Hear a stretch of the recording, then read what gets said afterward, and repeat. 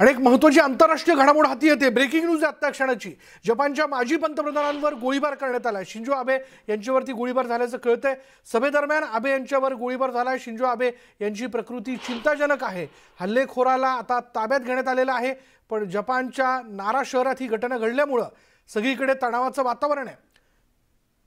माजी पंतप्रधान Shinzo Abe यांच्यावरती गोळीबार करण्यात आला।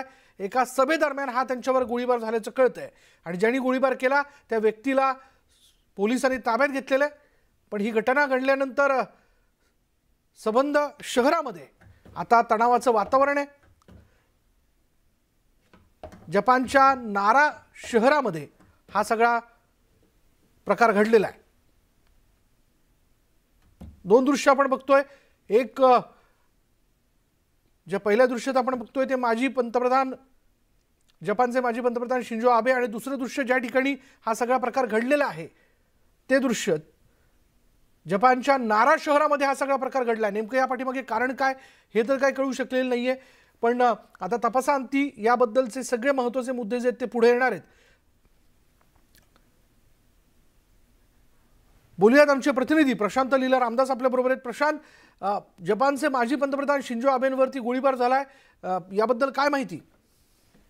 बरोबर आहे विशाल, एक अत्यंत महत्त्वाची घटना खास करून आंतरराष्ट्रीय स्तरावरती माजी पंतप्रधान जे आहेत जपानचे शिंजो आबे यांच्यावरती नाडा शहरामध्ये गोळीबार झालेला आहे। ते एका सभेमध्ये जात असताना ही माहिती गोळीबार झाल्याची माहिती पुढे आली आहे।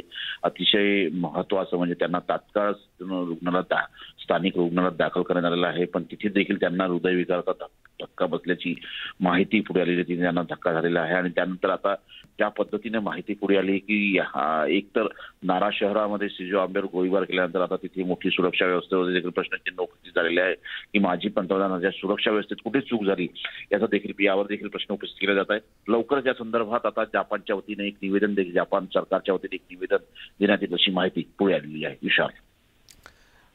पण प्रशांत, तसं बघायला गेलं तर माजी पंतप्रधान म्हणून त्यांना सुरक्षा ही पुरवण्यात आलेली असेल। जिथं सभेमध्ये हा त्यांच्यावरती गोळीबार झाला ती सभा नेमकी कशाची होती, काय आयोजन होतं याबद्दल काही कळू शकले का? या संदर्भात अजूनही स्पष्टपणे कोणीही बोलण्यास तयार नाही आहे। पण ज्या पद्धतीने माहिती मिळते की ही शिंजो आबे जे आहे त्यांनी ही सभा आयोजित केली होती, याच्यावरती त्यांच्यासाठी ही सभा आयोजित करण्यात आली होती। त्या सभेमध्ये त्यांचं मुख्य पाहुणे म्हणून त्यांचं भाषण होतं आणि त्या भाषणासाठी ते पोहोचले होते। पण तिथे अचानक हा जो ज्यांनी गोळीबार केला त्याला सध्या ताब्यात घेण्यात आलेला आहे। त्याला स्थानिक पोलिसांनी जपानच्या त्या नारो शहरातील स्थानिक पोलिसांनी त्याला ताब्यात घेतलेला आहे आणि त्यांना तिथूनच तात्काळ तिथल्या स्थानिक रुग्णालयात देखील दाखल करण्यात आल्याची माहिती पुढे आलेली आहे। पण सध्या त्यांची जी परिस्थिती आहे ते अनकॉन्शियस असल्याची माहितीही देखील पुढे आल्याची माहिती पुढे आलेली आहे। हे अत्यंत महत्वाचं आहे की या संदर्भात आता लवकरच जपान सरकारच्या वतीने एक निवेदन देण्यात येईल। पण महत्वाच्या म्हणजे त्याच्या सुरक्षेत कुठे चूक झाली या संदर्भात जपान सरकार काय वक्तव्य देते हे देखील पाहणं अतिशय महत्वाचं ठरणार आहे। धन्यवाद प्रशांत या सगळ्या माहितीबद्दल। धक्कादायक अशी ही आंतरराष्ट्रीय घडामोड आपण बघतोय। जपानचे माजी पंतप्रधान शिंजो आबे यांच्यावरती एका सभेदरम्यान गोळीबार करण्यात आलेला आहे। गोळीबार करणारा जो व्यक्ती त्याला ताब्यात घेण्यात आलाय। जपानच्या एका शहरामध्ये हा सगळा प्रकार घडला आणि आता तपास केला जातोय।